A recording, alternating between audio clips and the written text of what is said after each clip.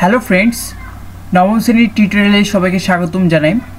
আজকে আমরা নবম শ্রেণীর স্বাস্থ্য সুরক্ষা বইয়ের 14 পৃষ্ঠার যে ছকটি রয়েছে সেই ছকটি পূরণ করার চেষ্টা করব। তো আগে এটুকু পড়ে নেওয়া যাক।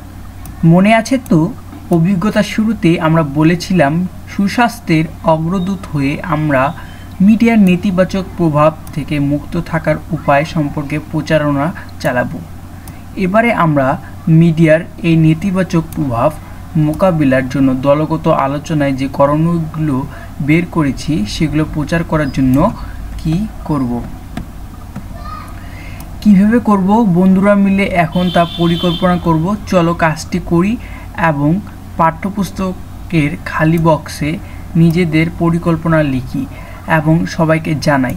আর মিডিয়ার নেতিবাচক প্রভাব থেকে মুক্ত থাকতে নিজে কি করতে চাই তাও লিখি।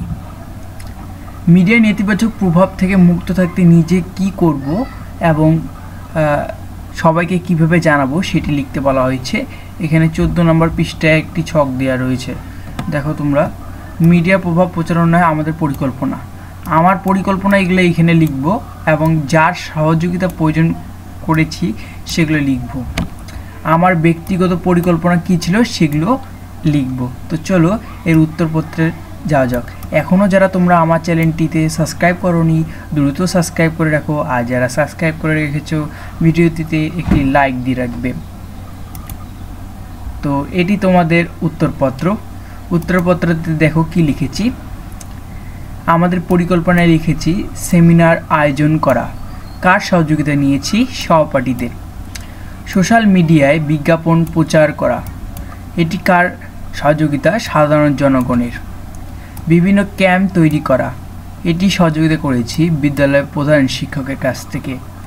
এলাকায় মেইন পয়েন্টে সাইনবোর্ড টাঙানো, এটি কি করেছি? স্থানীয় চেয়ারম্যান মেম্বার এদের সহযোগিতায় করেছি। তারপরে কি দেখো, আমার ব্যক্তিগত পরিকল্পনা। 1 নম্বরে লিখেছি স্কুলের সাংস্কৃতিক অনুষ্ঠানের বক্তব্য দেওয়া। 2 নম্বরে লিখেছি নিজের উদ্যোগে এলাকায় বাচ্চাদের নিয়ে র্যালি করা।